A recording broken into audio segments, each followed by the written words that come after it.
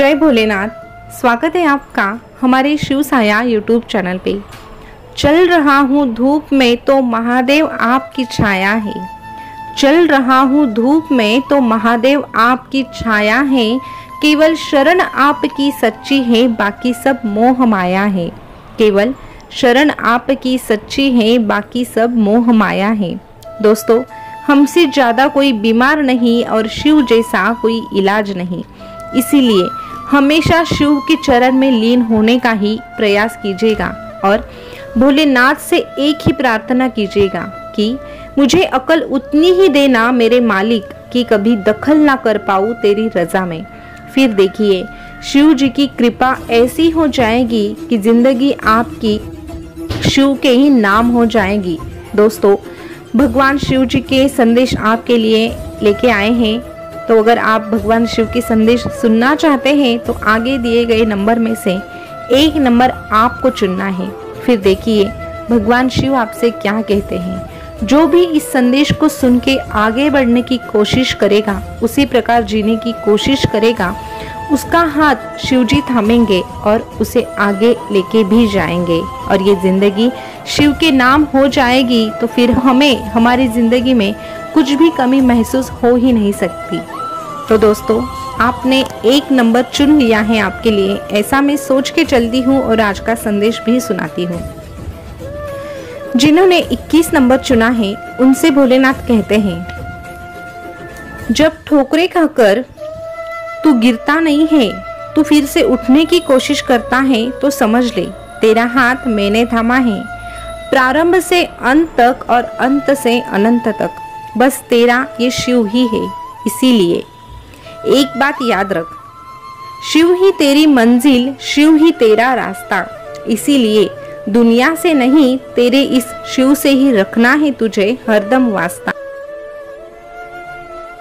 अरे तेरी किस्मत पर नहीं, तेरे इस डमरू वाले पे भरोसा करके देख।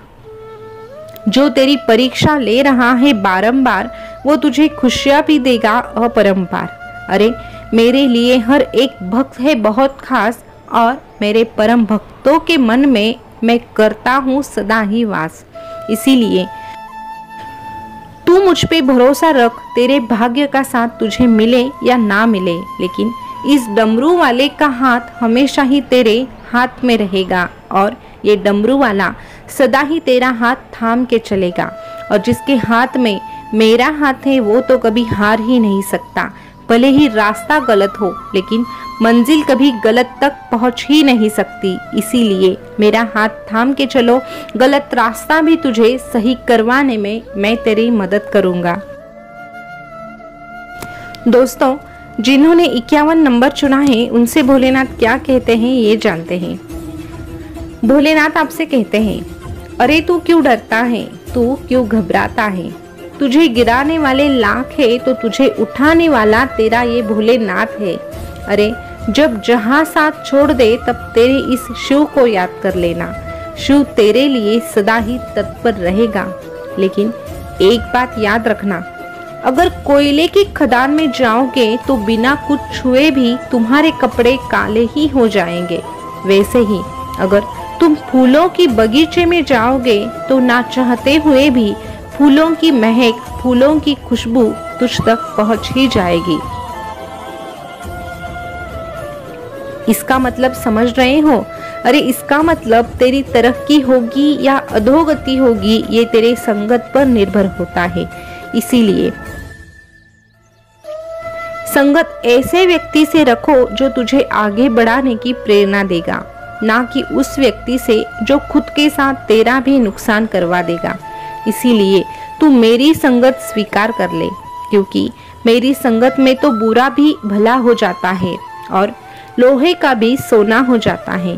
इसीलिए मुझसे सदा जुड़ने की कोशिश कर, मैं तुझे कभी हारने नहीं दूंगा। अरे जिंदगी में अगर तेरे आसपास कुछ ऐसे बुरे लोग हैं जो तुझे पीछे खींचने की कोशिश करते हैं, ऐसी संगत में रहने से कोई लाभ ही नहीं है। अच्छा हो कि तुम वहां से दूर चले जाओ, इसी में तुम्हारी भलाई है और तेरा ये शिव तुझे कभी बुरे रास्ते पे चलने नहीं देगा जब तू तेरे इस शिव का हाथ अपने हाथ में लेगा। दोस्तों, अभी जिन्होंने 11 नंबर चुना है उनसे भोलेनाथ क्या कहते हैं ये जानते हैं।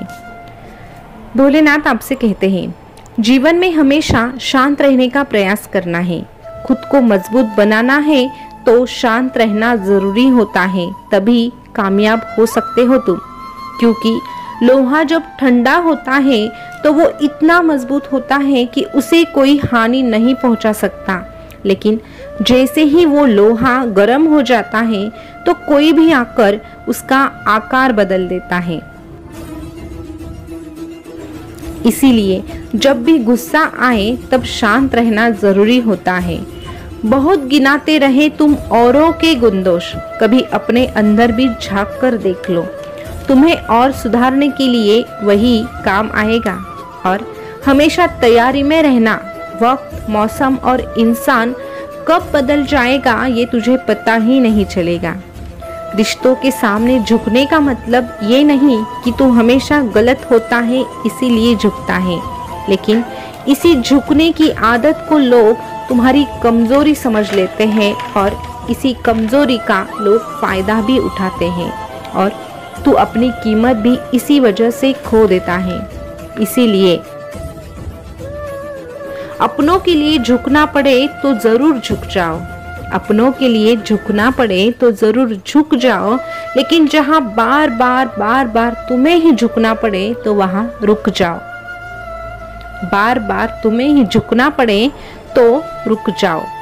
ये दुनिया जलती है तुमसे तो इसमें उनकी कोई गलती नहीं, ना ही तुम्हारी गलती है। अरे तुम्हारी कामयाबी ही उन्हें तुम पे जलने पर मजबूर कर देती है। इसीलिए जलने वालों को जलने दो, उनको बुझाने के चक्कर में खुद के हाथ ना जलाओ। इससे अच्छा है कि जलने वाले लोगों से तुम्हें दूर रहना है और अपनी तरक्की पे और ज्यादा ध्यान देना है। अरे बस एक बात याद रखना, करता करे ना कर सके, शू करे सो होए, तीनों लोक नौ खंड में तेरे महाकाल से बड़ा ना कोई।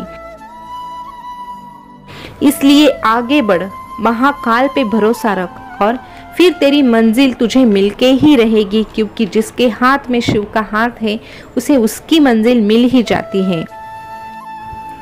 दोस्तों, शिव जी का संदेश आपने सुना होगा, तो बहुत सच्ची बातें आज के संदेश से हमें पता चली हैं। अक्सर दुनिया वाले हमसे जलते हैं, जब जब हमारी तरक्की होने लगती है तब ये दुनिया वाले जलते हैं, लेकिन जब हमारी तरक्की नहीं होती तब ये दुनिया वाले ही हमें कोसते हैं।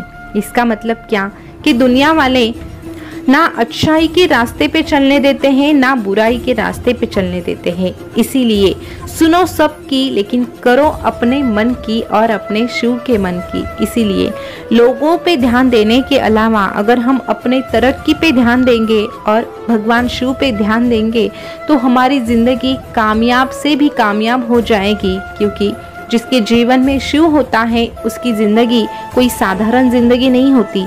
अगर आपको भी ऐसी असाधारण जिंदगी जीनी है तो शिव जी से जुड़े रहिए। शिव जी से जुड़ना है तो हमारे शिव साया के संदेश सुनते रहिए। दोस्तों, आज का संदेश आपको कैसा लगा कमेंट करके ज़रूर बताना, और ऐसे ही संदेश सुनने के लिए हमारे शिव साया यूट्यूब चैनल को सब्सक्राइब भी कीजिएगा। फिर मिलेंगे नए संदेश के साथ, तब तक के लिए जय भोलेनाथ, जय महाकाल। शुक्रिया।